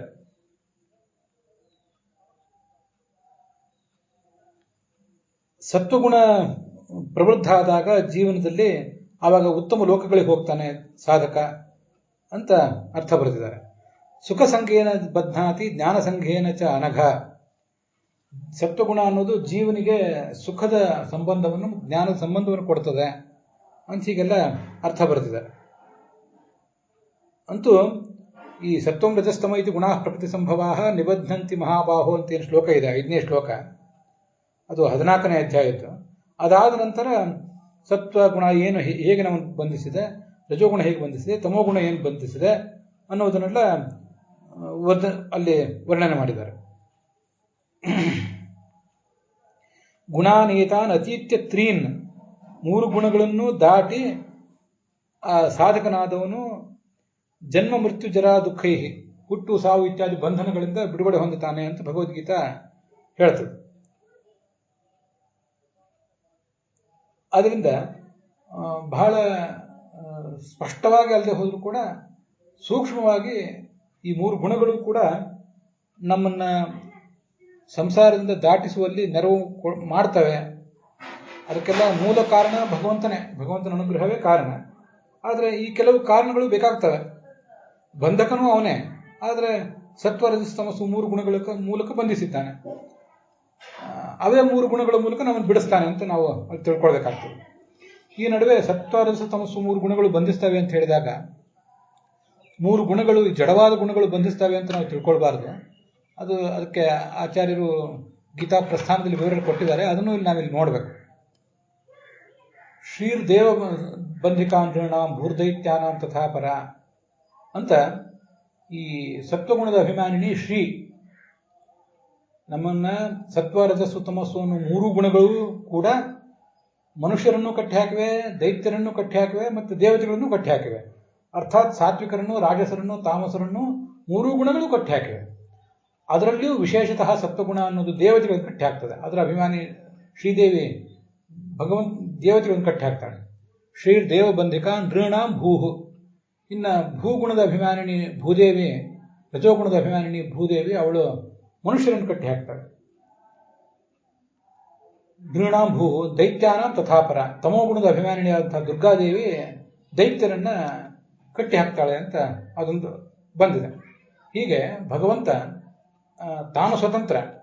ಈ 3 ಗುಣಗಳ ನೆರವಿಲ್ಲದೇನೂ ಕೂಡ ಜೀವರನ್ನು ಕಟ್ಟಿ ಹಾಕಬಲ್ಲ, 3 ಗುಣಗಳ ನೆರವಿಲ್ಲದೇನೂ ಜೀವರನ್ನ ಸಂಸಾರದಿಂದ ದಾಟಿಸಲೂ ಬಲ್ಲ. ಆದರೆ ಯಾಕೆ ಈ ಪ್ರಕೃತಿಯನ್ನ, ಗುಣಗಳನ್ನ, ಕಾಲಗಳನ್ನು ಇತ್ಯಾದಿಗಳನ್ನು ತಗೋತಾನೆ ಅಂದ್ರೆ ಆಯಾ ಅವುಗಳ ಅಭಿಮಾನಿ ದೇವತೆಗಳಿಗೂ ಕೂಡ ಅದೊಂದು ಸಾಧನೆ. ಅದು ಜಡಗಳಿಗೂ ಏನು ಸಾಧನೆ ಇಲ್ಲ, ನಮ್ಗದು ಗೊತ್ತಿದೆ. ಆದರೆ ಚೇತನಗಳಿಗೆ ಸಾಧನೆ ಇದೆ. ಕಾಲದ ಅಭಿಮಾನಿನಿ, ಗುಣಗಳ ಅಭಿಮಾನಿನಿಯಾದಂಥ ಲಕ್ಷ್ಮೀದೇವಿಗೆ ಮತ್ತು ಚತುರ್ಮುಖ ಬ್ರಹ್ಮನಿಗೆ ಅದೊಂದು ಸಾಧನೆ. ಇಲ್ಲಿ ಸ್ವಲ್ಪ ವಿಶೇಷ. ಲಕ್ಷ್ಮೀದೇವಿ ಸಾಧನೆ ಅಂದ್ರೆ ಏನು? ಅವಳೇನು ಸಾಧನೆ ಮಾಡಿ ಇನ್ನೂ ಹೆಚ್ಚಿಂದ ಏನು ಪಡಿಬೇಕಾಗಿದೆ ಅನ್ನೋ ಪ್ರಶ್ನೆ ಬರ್ತದೆ. ಚತುರ್ಮುಖ ಬ್ರಹ್ಮ ಮೊದಲಾದವರಿಗೆ ಸಾಧನೆ ಅಂದರೆ ಅವರು ಸಾಧನೆ ಮಾಡಿ ಇನ್ನು ಮುಕ್ತಿಯನ್ನು ಪಡಿಬೇಕಾದವರು. ಲಕ್ಷ್ಮೀದೇವಿಗೆ ಅದು ಸಾಧನ ಅಂದರೆ ದೇವ ಪೂಜೆಗೆ ಅದು ಸಾಧನ ಅಷ್ಟೇ, ಸಂಸಾರ ಮುಕ್ತಿಗೆ ಅದು ಸಾಧನ ಅಲ್ಲ. ಭಗವಂತನನ್ನು ಅವಳು ನಾನಾ ರೀತಿಯಿಂದ ಪೂಜಿಸುವ ಒಂದು ಬಗೆ ಅಷ್ಟೇ ಇದೆ. ಹೂವು, ತುಳಸಿ, ನೀರು ಇತ್ಯಾದಿಗಳು ನಮ್ಮ ಪೂಜೆಗೆ ಹೇಗೆ ಸಾಧನವೋ, ಅಂದರೆ ನಾವು ಮಾಡುವ ಭಗವಂತನ ಪೂಜೆ ಹೇಗೆ ಸಾಧನವೋ ಹಾಗೆ ಲಕ್ಷ್ಮೀದೇವಿಗೆ ಇವೆಲ್ಲ ಸಾಧನಗಳಾಗ್ತವೆ. ಸತ್ವ ರಜಸ್ಸು ತಮಸ್ಸು ಮೊದಲಾದ ಗುಣಗಳು ಉಪಕರಣಗಳು ಅಂತ ಅರ್ಥ. ಸಾಧನೆ ಅಂದರೆ ಅವಳ ಅಚೀವ್ಮೆಂಟ್, ಅವಳ ಸಾಧನೆಯ ಮಾರ್ಗ ಅಂತ ಅದರ ಅರ್ಥ ಅಲ್ಲ. ಹಾಗಾಗಿ ಅವುಗಳೆಲ್ಲವನ್ನೂ ತಗೋತಾನೆ. ಅದು ಮುಂದಿನ ಶ್ಲೋಕದಲ್ಲಿ ಬರೋದಿದೆ, ಅದನ್ನು ನಾವು ನಾಳೆ ದಿವಸ ನೋಡೋಣ. ಅಲ್ಲಿಗೆ ಇವತ್ತಿನ ಈ ಭಾಗ ಸಮಾಪ್ತವಾಗಿದೆ. ಇದರ ಬಗ್ಗೆ ವಿದ್ವಾಂಸರು ಮತ್ತಷ್ಟು ವಿಚಾರ ಮಾಡಬೇಕು. ಈ ಪಾಠದ ಪ್ರಕ್ಷಿಪ್ತತೆ ಬಗ್ಗೆ ಅದನ್ನು ನೋಡಿದಾಗ ನಾನು ಇದರಲ್ಲಿ ಏನೋ ಸ್ವಲ್ಪ ಗೊಂದಲ ಇದೆ ಅಂತ ಅನ್ನೋದನ್ನ ಮನವರಿಕೆ ಮಾಡ್ಕೊಂಡಿದ್ದೇನೆ. ಆದರೆ ನಮ್ಮಂಥವ್ರಿಗೆ ಪಾಠ ಯಾವುದು ಸರಿ ಅಂತ ತೀರ್ಮಾನ ಮಾಡುವುದು ಅಸಾಧ್ಯವಾದ ಕೆಲಸವೇ. ಭಗವಂತ ಬಂಧಕ, ಭಗವಂತ ಮೋಚಕ. ಬಂಧಕೋ ಭವಪಾಶೀನ ಭವಪಾಶಾಚ ಮೋಚಕ ಕೈವಲ್ಯದ ಪರಂಬ್ರಹ್ಮ ವಿಷ್ಣುರೇವನ ಸಂಶಯ. ನಮಗಿಷ್ಟೇ ಗೊತ್ತಾಗಿತ್ತು. ಸೃಷ್ಟ್ಯಾದ್ಯಷ್ಟಕರ್ತ ಅಂತ ಗೊತ್ತಾಯಿತು ಇಷ್ಟೆಲ್ಲ ಓದಿದ ಮೇಲೆ. ಗುಣಗಳ ಪಾತ್ರ ಏನು ಅನ್ನೋದು ಗೊತ್ತಾಗಿಲ್ಲ ಹೆಚ್ಚು. ಅಲ್ಲಿಗೆ ಈ ಭಾಗ ಸಮಾಪ್ತವಾಗಿದೆ. ಹುಸಿಯ ನಾಡಿ ಹೊಟ್ಟೆ ಹೊರೆವ ವಿಷಯದಲ್ಲಿ ರಸಿಕನೆಂದು ಹುಸಿಗೆ ಹಾಕಿದ್ರು ಏನು ಹೃಷಿಕೇಶನೇ, ಈಶನಿಂದ ಚರಣ ಭಜನೆ ಆಸೆಯಿಂದ ಮಾಡುವೆ ದೋಷರಾಶ ನಾಶ ಮಾಡು ಶ್ರೀಶಕೇಶವ. ಶ್ರೀಕೃಷ್ಣಾತ್ಮ.